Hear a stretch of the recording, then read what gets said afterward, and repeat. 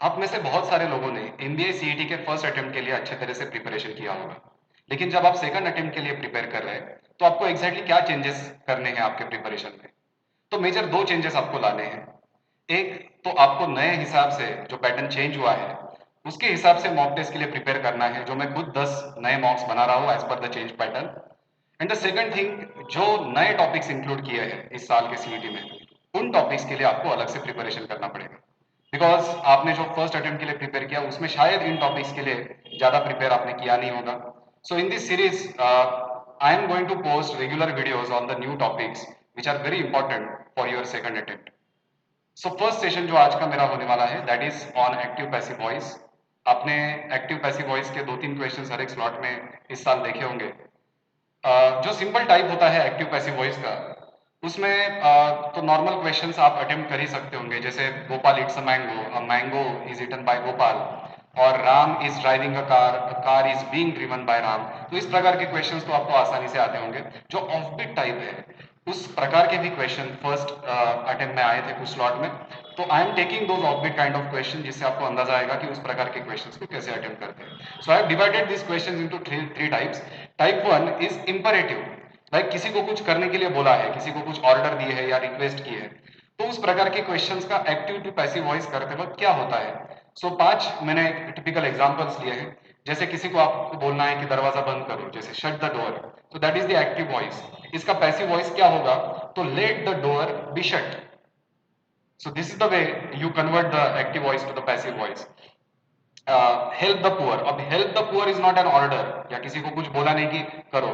So it's a general advice and general thing, जो बहुत अच्छी चीज है करने के लिए। तो इस प्रकार की चीजों का जब पैसिव वॉइस होता है, the poor should be helped, इस प्रकार से आप पैसिव वॉइस करते हो। Not the let the poor be helped, इस प्रकार का इसका पैसिव वॉइस नहीं होता, बिकॉज ये आपने किसी को ऑर्डर नहीं दिया है, एक जनरल एडवाइस दिया है। The poor should be helped, इस प्रकार इसका कन्वर्जन होगा। Don't plug the flowers. Now जब इंपरेटिव आता है विद द निगेटिव स्ट्रक्चर, तो उसका पैसिव वॉइस कैसे होता है, तो let the flowers not be plucked, let the flowers not be plucked. इसी प्रकार अगर पहला सेंटेंस आता है don't shut the door, so don't shut the door का पैसिव वॉइस क्या होता, let the door not be shut. So be से पहले नॉट का स्ट्रक्चर आता है। आगे है प्लीज मेंटेन द साइलेंस, ये भी एक जनरल एक एडवाइस डोर के ऊपर लिखी रहती है, प्लीज मेंटेन द साइलेंस। अब इसका पैसिव वॉइस करते वक्त कैसे होगा, you are requested to maintain the silence. तो एक जनरल, एक किसी स्पेसिफिक स्पेसिफिक इंसान को ये बोला नहीं है, एक जनरल जो लोग बैठे हैं वहां पे हॉल में, उनके लिए अगर ऐसा स्ट्रक्चर दिया है तो इसका करने का तरीका अलग होता है। यू आर रिक्वेस्टेड, तो सबको रिक्वेस्ट की गई है, so you are requested to maintain the silence. work hard, now work hard is not a request, is not an order, it is general and advice given to anyone कि अच्छी तरह से काम करो। तो उसका पैसिव वॉइस कैसे होता, you are advise to work hard. You are, अब यू यहाँ पे मेंशन नहीं किया है एक्टिव वॉइस में, बट पैसिव वॉइस में you have to mention that object, you are advise to work hard. The second type of questions आते हैं इंटरोगेटिव, जब सवाल पूछे जाते हैं उनका पैसिव वॉइस में कन्वर्जन किस प्रकार किया जाता है। सो एक जनरल क्वेश्चन पूछने का जो तरीका होता है उसमें फर्स्ट वर्ड मैटर करता है। Who, which, what, whom, did, has, इस प्रकार के जब फर्स्ट वर्ड्स आते हैं तो उनका पैसिव वॉइस में कन्वर्जन किस प्रकार होता है। So who broke this glass, इसका पैसिव वॉइस क्या होगा, by whom was this glass broken। So who की जगह पे आएगा by whom। और इसी प्रकार से जब whom से अगर कोई सेंटेंस बनता है, जैसे whom did you call, तो इसका पैसिव वॉइस कैसे होगा, who was called by you। Did she recognize you, so did से अगर स्टेटमेंट की शुरुआत है या डू से स्टेटमेंट की शुरुआत है, डिड शी रिकॉग्नाइज यू का पैसिव वॉइस होगा were you recognized by her. What are you making, what is being made by you. Has anyone seen the wind? Now has anyone seen the wind is not a specific question कि किसी ने देखा है क्या। तो इस प्रकार के क्वेश्चन जिस प्रकार जिनका मीनिंग होता है कि किसी ने देखा नहीं है, like has anyone touch the sun, sun को किसी ने टच नहीं किया है। अब इस प्रकार के सेंटेंस का अगर पैसिव वॉइस करना है तो वो ऐसा होगा, has the wind ever be seen, has the sun ever been touch. अब इसमें बाय एनीवन आपने लिखा नहीं तो भी चलता है, so that is, this is also valid. So अगर ऑप्शन में इस प्रकार का अगर स्ट्रक्चर आता है तो आप ये नहीं बोल सकते अरे यहाँ पे तो ऑब्जेक्ट मेंशन ही नहीं किया था। तो इस प्रकार आप आंसर दे सकते हैं। तीसरा टाइप ऑफबीट में मैंने लिया है सेंटेंसेस विथ टू ऑब्जेक्ट्स। तो ऐसे सेंटेंसेस आते हैं जिसमें दो ऑब्जेक्ट्स होते हैं और हर एक ऑब्जेक्ट से आप पैसिव वॉइस बना सकते हो। जैसे the teacher gave me a prize.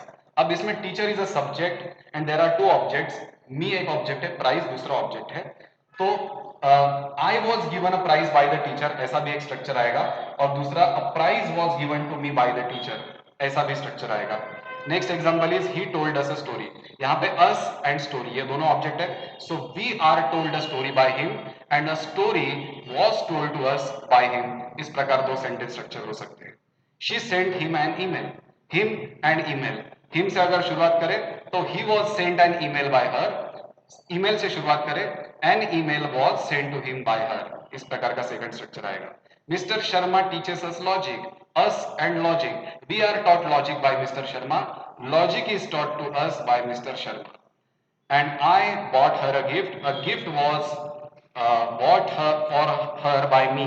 ऐसा तो नॉर्मल कॉमन स्ट्रक्चर होगा ही, but she was bought a gift. इस प्रकार का स्ट्रक्चर जनरली होता नहीं है।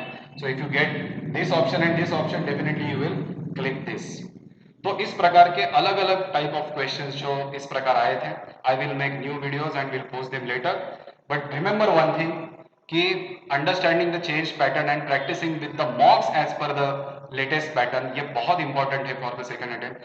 सो मैं खुद ये 10 मॉक्स खुद से बना रहा हूँ by taking feedback from the other slots, और मैंने खुद ने चौथा स्लॉट दिया था। So I know exactly what kind of pattern has been change. 3 mocks इसमें से ऑलरेडी लाइव है। सो ये 10 मॉक्स का पैकेज आप खरीद सकते हो 699 रुपीज में from elceducation.com। So next video mostly I will post it on the calendars and the other topics जो जनरली प्रैक्टिस किए नहीं जाते हैं। See you tomorrow.